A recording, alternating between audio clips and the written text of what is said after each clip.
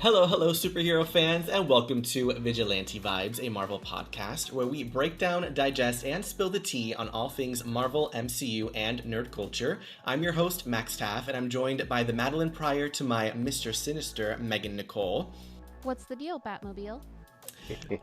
On this bonus episode, we have a very special guest joining us today for an interview. You may recognize him as one of the new characters being introduced into this season of X-Men 97. We are so excited to welcome on the show the voice of Robert DaCosta, aka Sunspot, in X-Men 97, Gui Agustini. Welcome. Thank you so much, Megan and Max. This is an honor. I'm super excited to be joining you guys and be a part of this. Yeah. Well, we're very excited that you're here. We are so excited to have you. Thank you so much for agreeing to come on our show. We are so excited to ask you a bunch of questions and have the best time. So, I guess I'll get started with asking, when you were, initially cast on X-Men 97, did you get to meet any of the original X-Men, the animated series cast before recording? Did they have any advice for you getting started? Yeah, this is an interesting question because I think some people had a different idea. I've been asked that a couple times with the premise of like, I know you guys recorded together, and I was a little nervous because I'm like, no, I did not meet anybody. I did not record with anybody, and so I didn't know if I was allowed to. I didn't know if I was allowed to say that. Maybe I am not, but whatever. I've been saying the truth. It is what it is. But yeah, I think I did not meet anybody until the premiere, and which it was an amazing experience just to see everybody in person. Uh, and I hope I get to do that eventually. Now, maybe going to second season and stuff like that. But I Mm-hmm. think it was just incredible when I was witnessing, watching it for the first time, how everything came together. And I know some of the cast have recorded together. I think some of the yeah, I don't know exactly who, but I know some of them have done it together. Not a, I don't think all of them and most of them, from what I understand. So, it was still like past, a little bit close to COVID. Many started in Mm. 2021. I came in a little bit later in 2022. So, yeah, I think they made it work. It's really interesting. I didn't realize everyone wasn't in one room together. I guess that's just what I assumed. Yeah, I know. I think it's also, some people were in Canada, some people were like all over the place, Mm. and I guess obviously with the technology and everything, it's a little bit easier these days, and again, I think after COVID, everything had to become so much more Yeah. virtual, and everybody had to figure Yeah. right these things out. So I guess it ended up working out. I think uh, those of the cast who were local, I guess, to Los Angeles. I think most of them were in Los Angeles, went to a place together. But yeah, not most, I don't think most of us. Did you like recording separately, or do you think that it would have been good to record together? Like, how did you feel with your performance? I'm curious. Yeah, that's a good question, Max. I don't know because I didn't have I've never recorded with anybody else in a booth or anything voiceover wise. I'm still very new to the animation world. I did, a lot of commercial work as a Mm-hmm. voice actor, which that is just me, or Mm-hmm. at least the ones that I've worked on, because I know there are some that it's like a little scene and maybe they bring the two actors or more actors together to do the scene as it's written, but yeah, for Mm-hmm. me it was always by myself. So Okay. I actually thought that's how maybe how that's how they do it. Yeah. But I think like at times, our incredible session director Meredith Lane, she was so wonderful. I mean, the whole team, and so many a times, she would, read the other lines, mostly, for Jubilee, that I have the most amount of Mm. dialogue so far of the episodes that came out, right? So she would read them, and we would go back and forth, and then I would go, line by line and do the different intentions, Oh. variations, and stuff like that. but I think it'd be nice. Like I hope I get to now, especially that I know Holly, and everything. Mm-hmm. Yeah. I think it'd be amazing. I mean, everybody else, if I could be in the room, in the booth, and just like feeding off each other, I think it'd be an Yeah. incredible experience. Oh, that's Would awesome. Very I cool. think it would too. Were you intimidated at all joining X-Men 97 after the legacy that X-Men the animated series left behind? I mean, for sure, it was, a big responsibility and, this pressure, of course. But I actually think of, now thinking about it, that if I had been in the booth with them all or most of Mm-hmm. them, I think it would have been way more intimidating. Just to, somebody asked me actually this week of like, is it harder or which one you think is harder on camera or voice acting? And I don't want to. Obviously, I think it depends, Mm-hmm. but in my experience, again, just being by myself and having like so much leeway to like explore lines. I don't have a lot of like big monologues or stuff like that. So and I don't have to memorize it, right? Differently from on camera. So Mm-hmm. I think that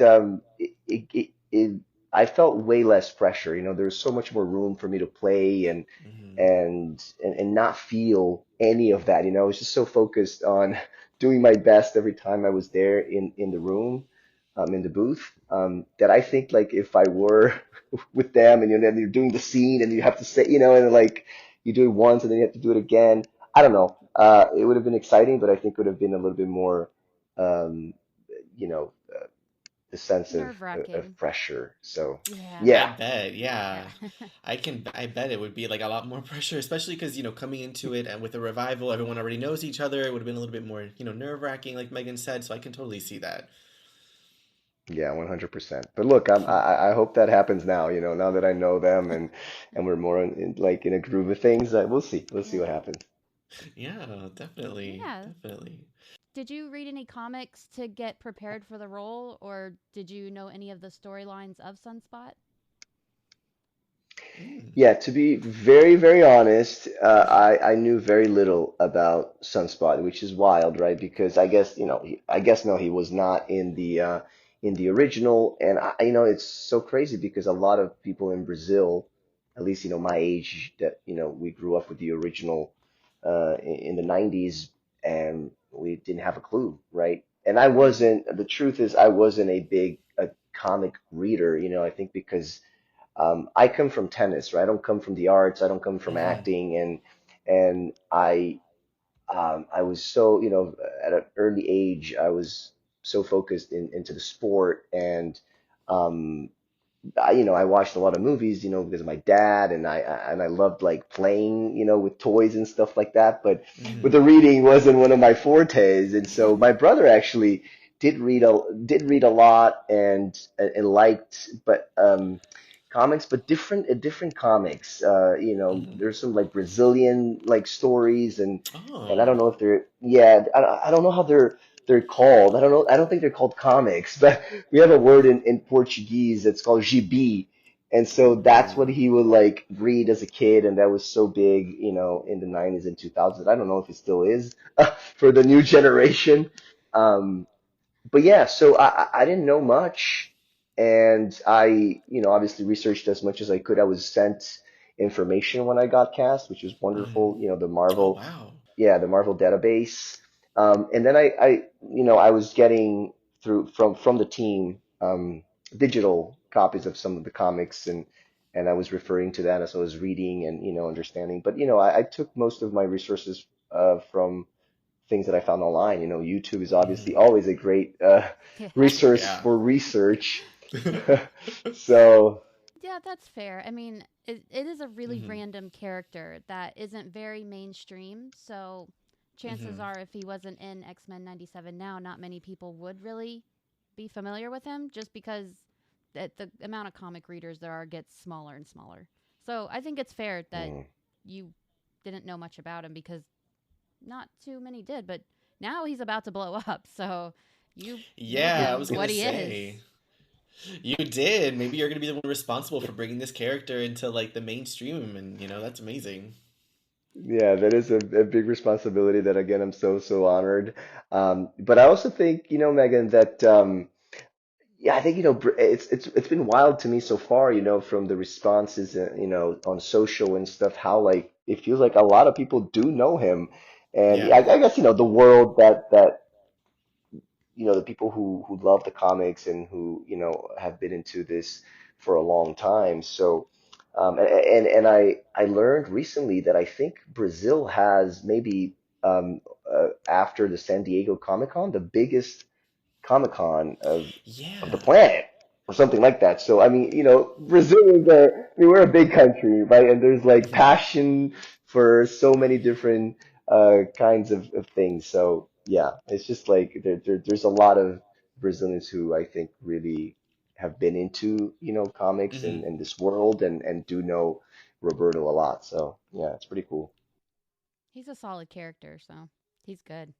He definitely is. He definitely is. I Hmm. mean, how did you react to finding out that there was like a Brazilian superhero out there? I mean, was that kind of like, oh my God, this is so cool? Like, was that like a really cool moment for you, or how did you react to that? Yeah, it really was, Max. It was like wild. I tell the story that like, when I got the email from my agent, it said, "Congratulations, Guy, you're gonna be a superhero." And I was so shocked because I didn't remember what I auditioned for. Hmm. Um, and it did say Roberto, but see, I didn't put two and two together. I didn't really know him as Mm. Roberto at all. And I've been hearing some of the stories, like AJ even telling the story of how, his audition process went and how he got the part. And so most of them knew because a lot of them are doing or did the audition as a voice match, right? And Hmm. even though Oh. it didn't say X-Men 97, um, they knew.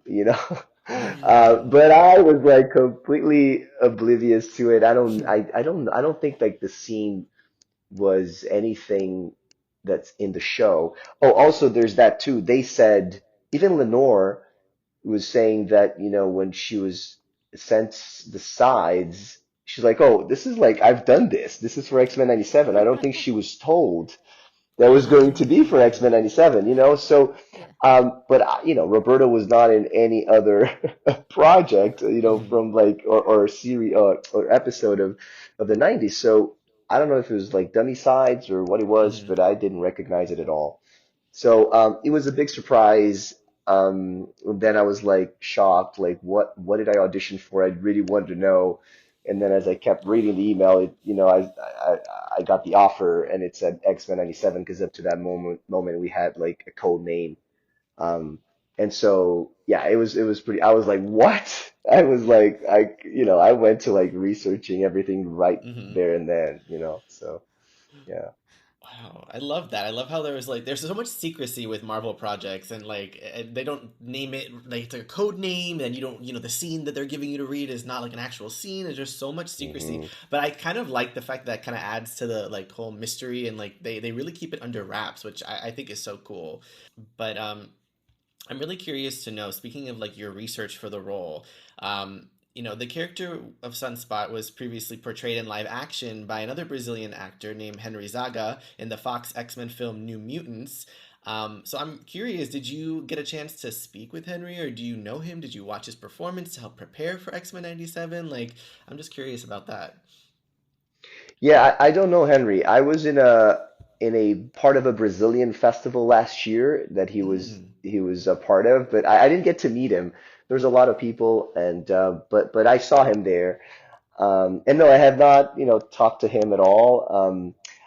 I think I did watch. I did go, watch everything, even from Adam, Canto, his mm, performances, and so I watched everything that I could find again on YouTube and all the scenes and all this stuff. But I think like even if I knew him or anything like that, I think that like the projects are so radically different. mm, Not only the medium, uh, but the tone and also.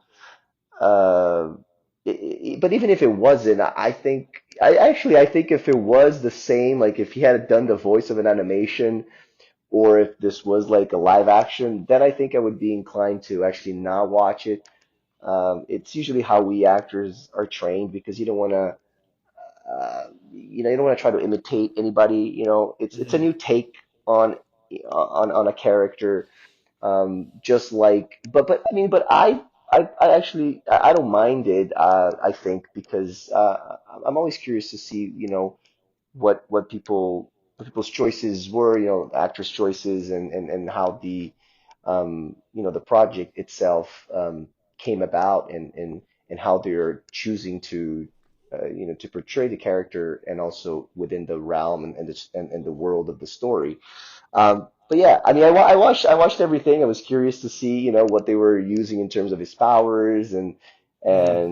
and stuff like that. But I don't think there was any influence in any way, because I also think it's again, it's just very different. The story, the part of the story that they're in, and how it's all coming together. So Yeah, really well said. No, I like that a Yeah. lot. Definitely. I think it's important sometimes to kind of make your own path when you're taking on a character, right? And it's good. I'm really happy to hear that. You sound like you have so much passion for this character. It's really wonderful to hear.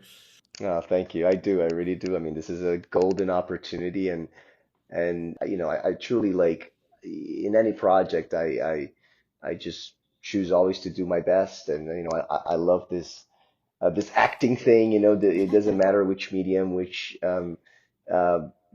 kind, but obviously when something like this, that's so special, that has so much history, again, something that I grew up watching, and then there's like my home country. I mean, all these things, obviously play a part, but I just always try to do my best. Yeah, Oh, that's good.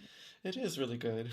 Well, you're so passionate about the character. Is there anywhere you'd like to see happen with the character? Like, do you want to see him get his own series or an own movie or Ooh. something like that? Ooh. Without giving anything away, of course. Like, Yeah, we don't want to get you in trouble.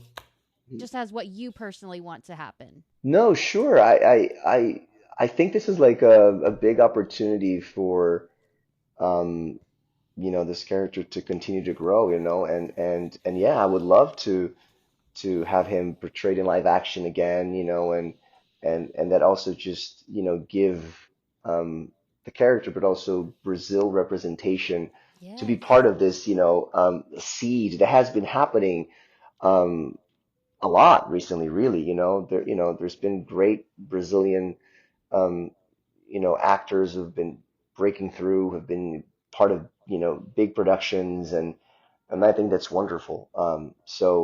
Yeah, I think it would be amazing, for Roberto to have his own either series, or be a part of a big production, or his own movie. I just think Hmm. it would be amazing, amazing, amazing. I think so too because in the comics he Me has a too. really good story. People don't realize like Hmm. he first finds his powers when he's getting his ass kicked on a soccer field by some bullies and in Rio de Janeiro. It's a really cool backstory. So I think if they had an origin story about him, that would be really, really cool. Right, Yeah. right. Definitely a character that needs a lot more story, needs a lot more about them to be more public knowledge, I think, for sure. Yeah, absolutely.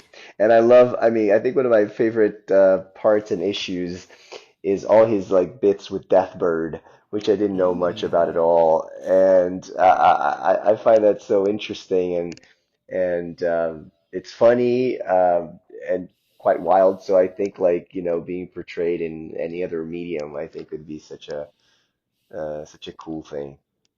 It really would. Yeah, absolutely. It really would. I think that would be amazing. I would love to see that play out for sure. Just do it, Marvel, you cowards. We want I know. Marvel, if you're it. listening, come on. If you're listening, I'm sorry I called you a coward. So. So, pivoting more into, your experiences with acting in general. Or we've had another of your castmates from X-Men 97 on this show, Lauren Spain, and one thing I'm always curious to ask, I know you talked a little bit about it earlier in the interview about, what it's like doing voiceover work versus live action, but I'm really curious to know what is the biggest difference in your actual performance and like what you put into it, and how it's actually like how you create the character, between doing something for voice acting like with Roberto or doing something in live action. Like I've been saying, I think like the preparation, I think obviously the main thing is that you need to be fully memorized and you need to know your lines, which is a skill and depending of the role that you have, and like that takes time, if for some people more than others, right? So I think that's definitely one, and on for any voice animation, you don't have to, right? So you're reading it, so that there's more of that Mm. that leeway, right? I guess like some I've seen and there's a great Brazilian actor, Wagner Moura, who is one of our great uh actors of all time, I think, from Brazil, who's been breaking in the American movies and in TV now for a little while, and he was what's that animation movie? I'm forgetting now. He was part of Boots. Puss in What is it Boots. called?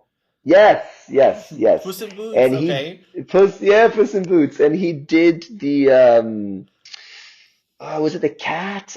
He did like a little villain there. I forget what I God, my God. Anyway, because I saw a little video on Instagram of Hmm. him recording it. Right now, maybe he was reading. You couldn't see it, but it just feels like, maybe for that particular moment, maybe he was just he chose to be memorized, like he was going in for on set for a live action movie or anything or Hmm. something like that. So that's a choice, but you have the luxury of having your script there, and obviously you want to be very familiar with it. But I think it's also like you have the leeway to like explore and play so much more. That's why I was talking about the pressure thing, because on a set, like, you have so many moving parts, it's millions and Hmm. millions of dollars for each extra minute, right? So in the Yeah. booth, it's a little different. um I also think that the preparation thing for on live or movies and TV on live action is just like I think it requires more in terms of you making, having different choices that you want to, use on the day, and then obviously being very malleable. But then it becomes a lot about your castmates, right? Your other actors, right? We are trained to be, so present and fully in the moment and responding to each other, right? And so it's that like riveting thing that it'll happen in the moment, just like, something just like fell or there was a big noise that happened. That's like gold, right? In the moment, Hmm. Yeah. it's just like live theater, right? Yeah, And that's so Yeah. true. it's a little bit different in that way. You hear all the greats, and they'll say, you prepare, you have your choices, and then you let it all go, and then you're right there in the moment, right? Hmm. Because what you capture in that one second or whatever, that's not planned, that you didn't know. Hmm. It's what usually stays. So yeah, I think it requires more. I've been saying this. I think it requires more preparation usually, especially if you're talking about like a same size character. Let's say you have the same amount of lines and dialogue. You're gonna have to spend more time preparing for a live action, than you are going into the booth. You hit a lot of really great points with that, because I never really considered it's true. Like, you have your lines right in front of you when you're recording, so it's easier in that respect because you don't have to memorize as much. And I feel like maybe even when you're recording in the booth, you're not on camera, you have a little bit more freedom to kind of like experiment a little bit more, which I think is really cool. So that's really interesting. And it's also like for each line, I actually listen, I was doing it, I was like, oh my God, this is so cool because you're doing a scene and it's a two-page scene on camera, and then like, hey, you're gonna, just say that line in one way, that's it. Maybe if you get a second take, you can do something a little different, but Hmm. you can't do things so radically different often. Some do, like the greats of like Joaquin Phoenix and some like that. That it's like, but also like they understand editing, right? You can fully, completely, and you have blocking for the camera. So there are Hmm. things that you can do very, very, very much in a different way. Otherwise, it won't cut very well. Now here, Yeah. I can give a reading of a line in 5, 10 different ways and go different volume, different emotions, different, and then they can choose. So Hmm. I was like, well, this is so cool. For each moment, I can have a little bit of a different flavor, which was exciting. You don't usually get to do that. So Yeah, yeah. that's true. That's awesome. Well, that is really cool. Have you found a big difference in working on movies or shows that in Brazil versus America? Oh, yes, yes. My whole training and my whole career started in the U.S., and I was very fortunate to be part of two movies in Brazil. One, it was a comedy. It was the biggest role I think I've had so far in a feature film that opened during the pandemic. Literally, the first Mm. weekend of the pandemic, it's when it opened in the entire country, and at Cinemark and all that, and then like the world stopped. So it was Oh a no. bummer. Yeah, Yeah. but I got to see it in the theater. Uh-huh. Um, and one thing that especially that experience, and then it happened again. I was part of another feature film based on a true story of a jiu-jitsu legend named Fernando Tererê. Wow. It's on HBO Max now. Brazil, not in the US, unfortunately, in Latin America. And I actually play an FBI agent because he comes to California. But both of those projects, they Brazil apparently, I think all of the feature films, they always have an on-set coach, like an acting coach, Mm. for the cast, for everybody. It's like Yeah. it's part of like the production, which was so interesting, right? Because Yeah. I hear that doesn't happen. Actors have their own private, private coaches, but then you have your director that maybe will direct the actor, but that's not really usually their job. Um, and you just go, right? So that to me was very fascinating, and I liked it. I thought it was really cool because it's almost like a company. It creates a little Yeah. company of actors, and then you have somebody that you can go to, and hopefully, obviously, you trust that person, and it's a good coach. Um, Yeah. but I think that was the biggest difference that I learned. Um, then other than that, not really. It's just that also those projects were, very independent, and Hmm. that's what I've been mostly uh, used to, in America as well. So not very different other than that. Wow. That's so interesting. I like that you had a acting coach. It's kind of like you have support as an actor no Yeah. matter what throughout the movie. That's really nice. That's really cool actually. Exactly. I agree. I agree. I think that, that'd be great for any production in America as well. It's something like I've been experiencing in the last couple of years of the projects that I've worked on here in the US now with the whole intimacy coordinator, which is obviously Mm. just for, you know, intimate scenes. Mm-hmm. But it's so cool to have somebody there that, you can go to that is like you feel like has your back Yeah. and talks to you and your co-star, and you guys create this thing together. So Yeah. yeah, it's pretty nice. Very cool. I feel like that would be very helpful because it's kind of like instead of having to like do it all on your own, you do have like a little bit of extra support that can kind of help to, maneuver, especially in the moment when you're acting and they're kind of helping you make sure it looks the best for, on screen. So that's really interesting. I didn't realize that Brazilian productions did that. I think that's very cool.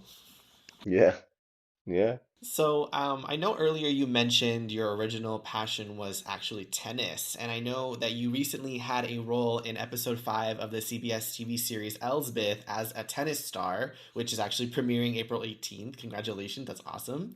Yes. Thank you. So, what was it like getting to bring that passion that you've had, prior to acting into now a role that you got to portray? I mean, what was that like? It was so surreal, Max. It was literally like a dream come true in the make-believe world. Hmm. Yeah, it was fascinating. I was so happy. I was in heaven, for a little bit. It's not a huge, part or anything like that. But it was so wonderful. I'm super happy. I cannot wait to see it. Uh, my very first short film I've ever done, because I direct a lot of my own projects. I've been directing short films for like over 10 years. And my very first one before I moved to New York, I played a young tennis player, because I remember, through my training, hearing about the quote from Mark Twain, who said, "Write what you know." Mm. And so I was not a writer. I didn't know anything about filmmaking really, but I wanted to create something. And so I'm like, well, I grew up playing tennis. That's the one thing that I know. And, Mm. I'm still young enough to like play like an ingenue or somebody, really like being so that's what I did. And then now, almost 10 years later, getting this role, major network, and Mm. now the opposite, playing somebody a little bit older, Mm. um, and being a tennis star. Yeah. It was incredible. It was really a dream come true. Uh, Walking into like this arena, almost like a Madison Square Garden, which would feel like a center court of the U.S. Open, Mm. felt Wow. very, very magical. Yeah. Oh my God. It sounds like the perfect role for you, honestly. That's amazing. Yeah, that's really nice. I like that. So, Hmm. you mentioned getting a scholarship to play tennis here in the United States. How did you get into acting? Hmm. That's a good question. Yeah, so it's a funny story. I was living in Venezuela. I trained in Venezuela for 2 years before coming to the States, and that's where my whole like uh, getting a scholarship to come to the US and play for the university happened. And so I was going to move. I had the scholarship already, so I was gonna move in January. But this coach, Harold Castillo, who's like a second dad to me, changed my life, changed my tennis and everything.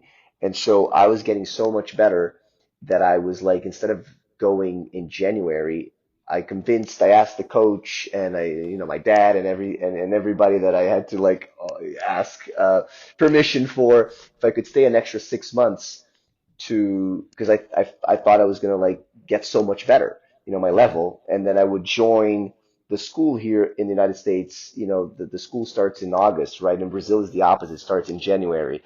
Oh. Mm. Yeah, yeah. So January, February. So Mhm. I felt like it would be better also to everybody's gonna be coming back from the summer, and then everybody who's new is gonna be joining. So I just felt it was gonna be better for me. So that happened, and I started as I got into modeling through somebody that I knew from the gym who was like, "Hey, you should like go to my one of those stories, you should go to my Mm. agency, and like you should be great for like doing whatever print stuff." And I'm like, "Great, okay." So I went.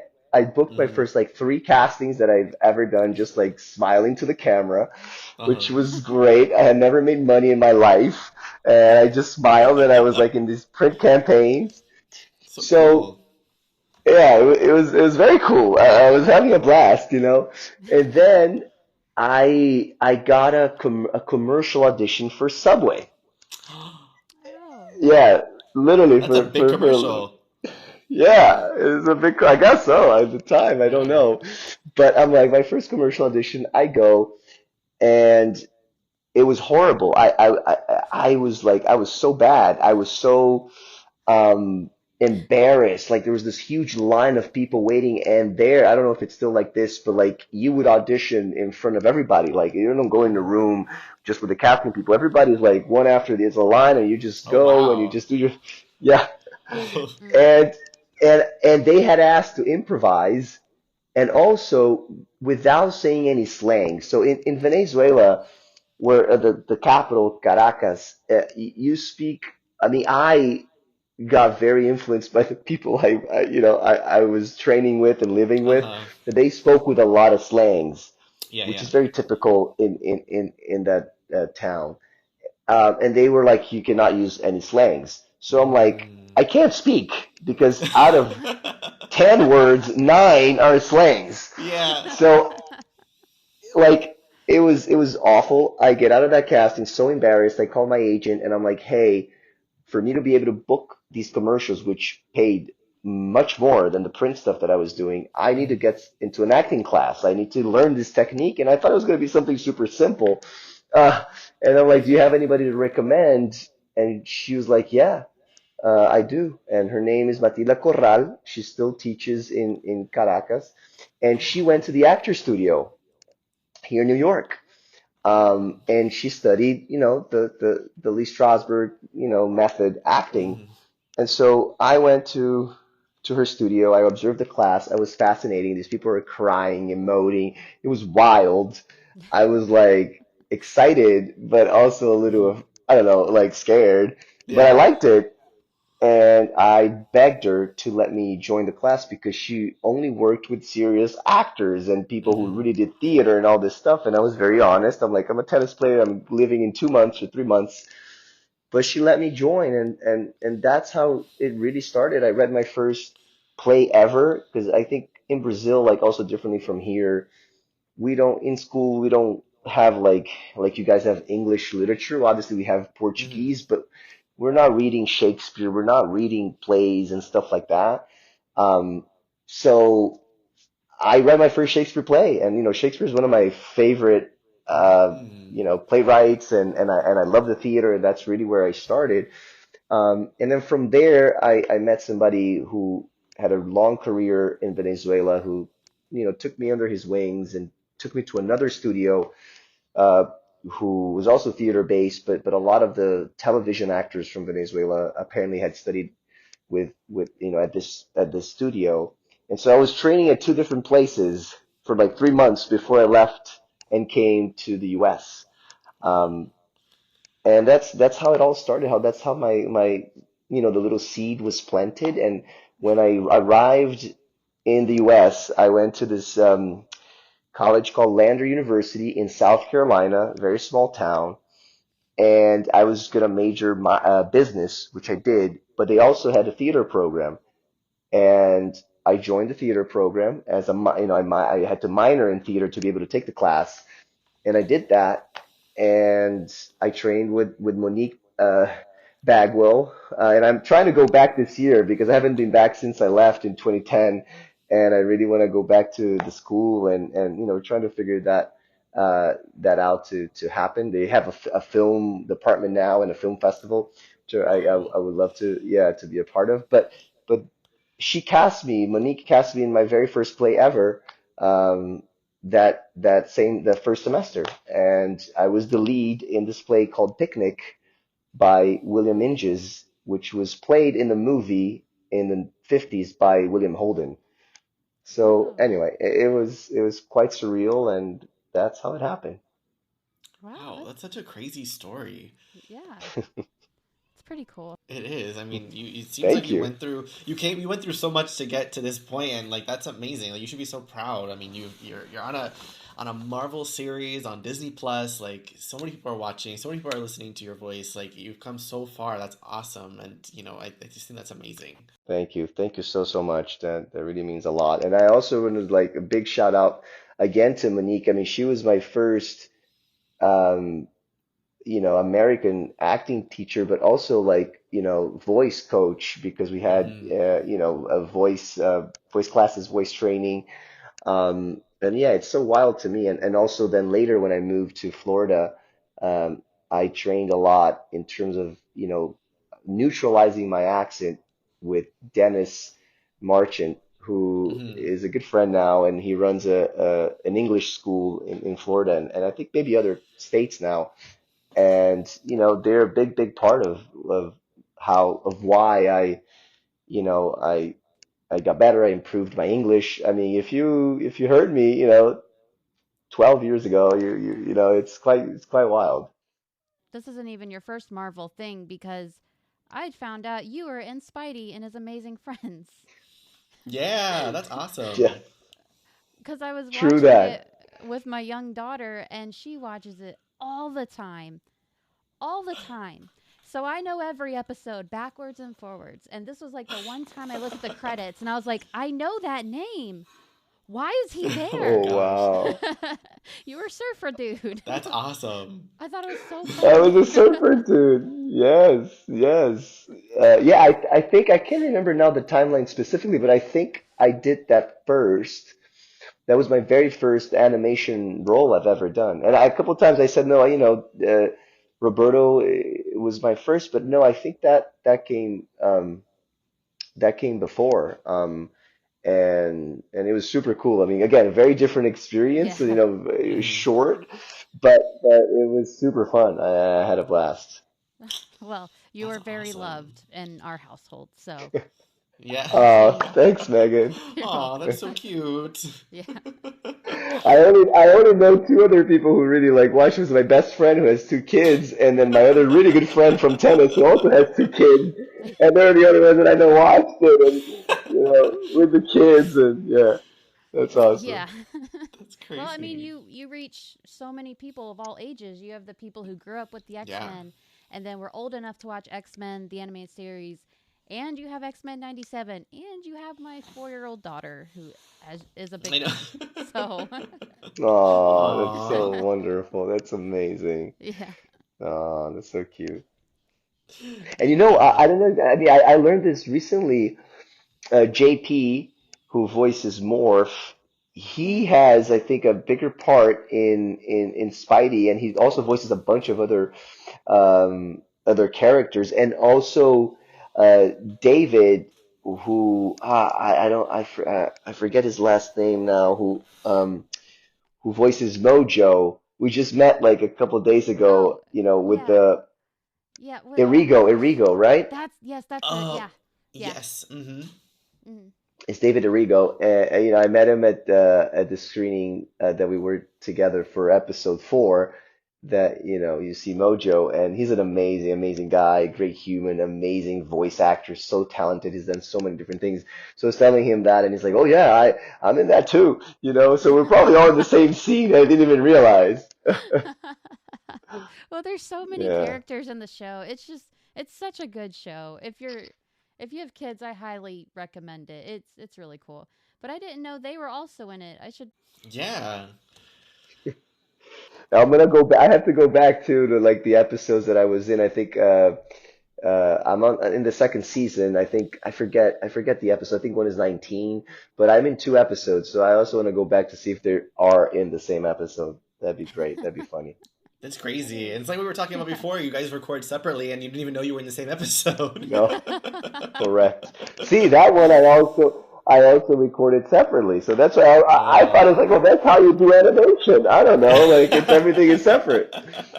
Yeah. Oh my God, that's crazy. Yeah, no, I mean, we were, like I said before, we were talking to Lauren Spain last week, who's also in X-Men 97 and was in X-Men the Animated Series, and he was talking about how interesting it is nowadays, after the pandemic especially. Everyone's recording separately. Before they used to do more in studio together, but now it's all separate because it's so much easier now with the technology. Much So it's easier. it's crazy. Yeah. I think that's what it is. So I mean, really, the pandemic, and obviously technology had already been improving, but pandemic really changed the game in that way. So Hmm. yeah. I mean, maybe Crazy. maybe at times they might be doing it together, maybe in separate places. Like you could do that. Mm, You could have a session together, so that's people are in true. different booths. That could work too. That does make That's it true. so That's very much true. easier doing it that way. But I would just love Yeah. to just be in a room with everyone I was working with, just to feel the vibe at that point. Just say you did it. Yeah. Yeah. And the energy, you can feed off each other's Yeah. performances. Yeah, I can see what you're saying. It might be cool to try that sometime. 100%. 100%. Yeah. Well, so speaking about,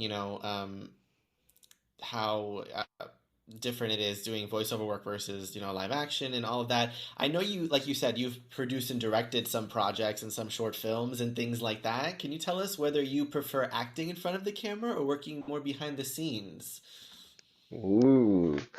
That's an interesting question. So I'd say, look, I started with directing and creating, these projects because of acting, right? Because Mm, I wanted to practice, because I wanted to create opportunities for me, because I didn't want to wait to be cast, right? And I really fell in love and have been for the last few years with directing. mm, Now, I prefer to act, and I want to be in front of the camera or, in a booth now. Like it's really becoming a really Yeah. something that I'm enjoying a lot.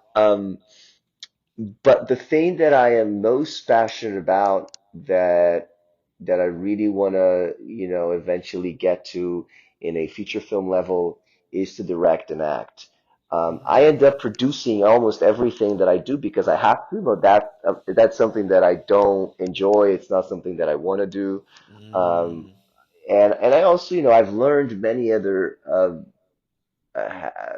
other facets of filmmaking, like editing and I've done sound. I've done a little bit of everything because I Mm. had to. Yeah. Um, but I really enjoyed directing and acting, and I think as crazy as it sounds, I mean, and so far I've only done that in short films, which is and it's independent. It's my own project, so there's very little pressure if you think about that in that way. But I think that for whatever reason, I excel and I thrive more when these things are combined. Um, and so, um, but if I had to choose one or the other, I would choose acting because I Mm. don't. I've directed only a couple of projects. There's two short films. One that just we did the film circuit, and it just like got into a platform. The creators and producers in New York just released it this week. Oh. The information it's on my Instagram. Oh, Um, and then I perfect. have another one that I directed. Yeah, it's called a Closure, Mm. Okay. and it's like action packed, and it was a very fun project. And I solely direct that, and there was another one that I did in Brazil that hasn't come out yet. That I also uh, was the director only. So I enjoy. I mean, it was great. It was great fun too to not have to like prepare or worry about the acting. Mm. Um, but I definitely enjoy more, creating a character and living that and that excitement and all of it. And then on top of that, the combination of both is where my real passion now lies, and it's where my dream is is about these days, to be able to create my first feature film, do that, and then hopefully keep climbing up and follow the steps of the greats these days, like Ben Affleck, that I enjoy a lot, and obviously Mm-hmm. Bradley Cooper and the likes, so Mm. Oh, very I cool. don't I don't know That's if there's any Brazilians who actually do that in Brazil. Obviously, independently, I'm sure that there are, mm. but I was thinking about this the other day, and I'm like, I'm gonna set, I'm into setting up goals and writing goals down Mm-hmm. and stuff like that, It's so and I'm important, like, this is yeah. a yeah, it's important, right? So I was like, oh, maybe I'm gonna do a little like challenge of like, oh, maybe I want to become the first Brazilian to actually do it in like in that way. I don't know. At least like a Oh, Brazilian in America. yeah. Yeah, that's an amazing goal. You should be the That is a first. You're great goal. amazing. Yeah, that's a Thank great goal you. to have. I we definitely believe in you, obviously. Um, Yes, for so sure. y- you said that you would choose acting over if you had to over directing. Hmm. What is there a dream role that you could voice act or act in front of the camera that you would just kill to have? Mm. Mm. Yeah, so and now I don't know if I said this like recently because maybe I just thought of it because now we're like with the voice I was like, oh, maybe yeah, I can do the voice. But I I've always been a lover for like the medieval Oh, world. yes. And Hmm. I know Ooh. I believe that I was a knight, or I want to believe that I was a knight in past lives, if that exists. Okay. So I would love to play a knight. I think I was Okay. because also I was very influenced by the 90s version of Robin Hood. Um, Yes. Mm. so I love that movie so much, I like and it too. and I don't know. Yeah, it's great. I think that one is the OG. They're like, when Russell Crowe did the new version that that was okay, but I Yeah. like the OG. Uh, Yeah. so yeah, Yeah. if I can be a knight, if I can be in a medieval project, I mean, I think dream would be to be in a live action version. Um, uh, but then hey, maybe it will happen in the voice world. I don't know.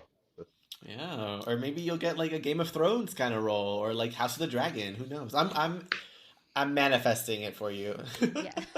Thank you. I was thinking about it. I was like, well, maybe something like more Latin, because clear, I'm gonna have to do a Latin version. I can't do like the European. I mean, maybe it's like a Mm, Spaniard thing. I don't know, but that's why I was always like, oh, this is gonna be so hard. But now with the whole representation and things mm-hmm. Oh, changing, that's all different true. kind of stories, maybe that there eventually be an opportunity. But everything that has horses, even like what's the name? Because a lot of those movies that I watched earlier in the 2000s and 90s, like I know them by in Portuguese because I watched them when I was still like in Brazil and all that. But there's that Mm-hmm. very amazing Heath Ledger movie um, that I don't know what I always forget the name in English. I have it in Portuguese. He plays a knight, Um, or he not a knight per se, but he's like the joust, yeah. like remember that? I It was an can't remember the incredible name, but movie. yes, I know what you're talking about. Oh my god, it's like on the Oh, tip I of my think it's tongue. Don't you hate that? Is it Heartthrob? Heartthrob? A Knight's Tale. I Maybe? think a knight's. Is that what it is? That's A what I Knight's think. Tale, yes. Yes. Oh my god, we were both completely off. I was like, that doesn't sound right.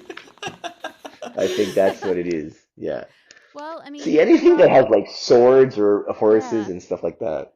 Well, I mean, you brought up representation, but Pedro Pascal was in Game of Thrones as a knight. That's true. That's a good You're point. right. Yeah. You're So I right. mean, You're the right. Yeah. the possibilities are endless. You could do anything you'd like. Are It's very endless. true. You It's are very right. You true. are right. I guess just finishing off, thank you so much again for joining us. Look, this was amazing, Max and Megan. Thank you again for having me. I had a blast. It was so much fun. Thank you for being interested in knowing, a little bit about my history and story. And I hope everybody, enjoyed and learned, something at least. I love being able to bring at least some, value in the things that I do, and that I'm a part of. Do you have any upcoming projects you'd like to tell fans about, or where can they find you and follow you on social media? But you can follow me on social media and Instagram. I don't do a lot of Twitter, but both handles are the same. Gui Agustini is AGU. It's not Augustini, it's Agustini. Uh, number one, and I mostly use Instagram. Hit me up. I'm trying to like keep really uh, what's the word? Really active, with the whole X-Men 97 happening, and so hit me up, follow me there, and I have a short that I did in New York called To the End, which will start in the film circuit this year. We're waiting for, response of Tribeca, which is our first major like big festival that we want to wait because of the premiere status that they have. But I'm sure it'll be here in Los Angeles in the fall at some festival. So obviously I'll keep people updated on that. And then I have another short that I also did in New York that I'm finishing editing, and my latest one that I shot in California, that I'm starting the post-production process. So those will take a little bit of time, but yeah. And then I have the CBS Elsbeth on April 18th. As you mentioned, Max, thank you. Tune in. I'm really excited to see how it's going to come out, and it's a great show.